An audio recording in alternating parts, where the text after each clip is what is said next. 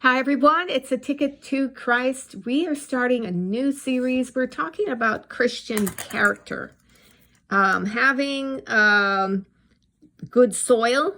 Jesus gave the parable of the four soils, and one of the soil was good soil and bore plenty of fruit. And so it's important as Christians that we are growing in our character, that we have good character, we have integrity. And so we're looking, first of all, today at what the Lord says about it. So he says in Matthew 5, verse 20, "For I say unto you that except your righteousness shall exceed the righteousness of the scribes and Pharisees, ye shall in no case enter into the kingdom of heaven. Ye have heard that it was said by them of old time, Thou shalt not kill. And whosoever shall kill shall be in danger of the judgment. But I say unto you that whosoever is angry with his brother without a cause shall be in danger of the judgment. And whosoever shall say to his brother, Raca, shall be in danger of the council. But whosoever shall say, Thou fool, shall be in danger of hellfire.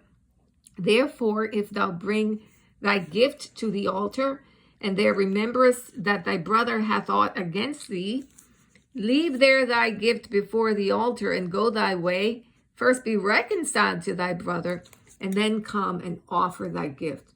Okay, and then he goes on with more examples, saying, "Ye have heard it said, not to commit adultery, but I say, whoever looketh on a woman to lust after her hath committed adultery with her already in his heart. And if thy right hand offend thee, pluck it out and cast it from thee. For it is profitable for thee that one of thy members should perish, and not that thy whole body should be cast into hell." And he goes on and continues with, "This is what you've heard, but here's what I say."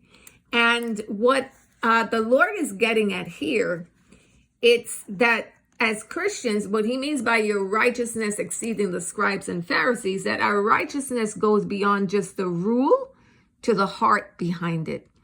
The heart behind it, the motive behind it, the spirit behind it, the mindset behind it, the understanding behind it. And so it's not just enough to not kill. God is not just saying not kill, in other words, but the heart behind it is that you're not going to be angry at you're not going to hate. You're not going to, in your spirit, man, do these things to others either. So it's not just the physical actions of not doing something that God is interested in. He's interested in our motive, the motive behind what we do, the spirit behind what we do, our intention, right? Being pure, being righteous as well.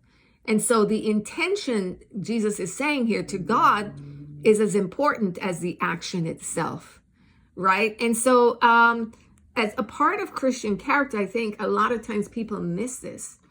They focus in on what people are able to see on the outside, but people can pretend, people are good at showing, people have learned, human beings learn eventually when they get to a certain age how to pretend, how not to show their true feelings, because in growing up as children, when they were real and showing their true feelings, they got reprimanded for it, right?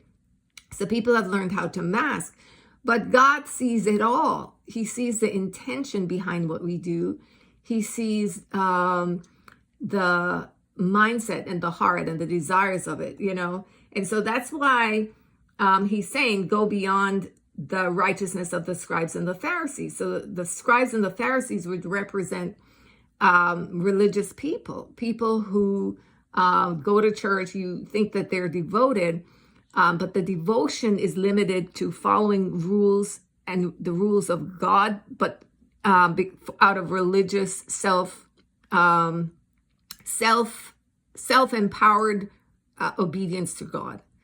So the heart behind their obedience isn't godly. It's not a heart that's knitted to knowing God, to knowing his heart and to understanding his heart. And so it becomes do and do and do and do, whereas the heart of the people doing these things are not right with God.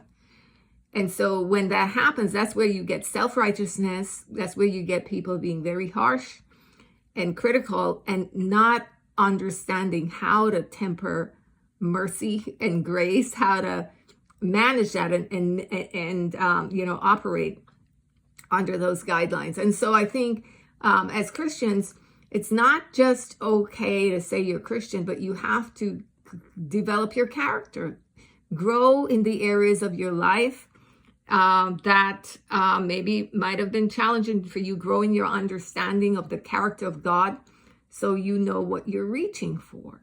And you do that through the word. So we're going to be looking at that for the next 6 days. Christian character,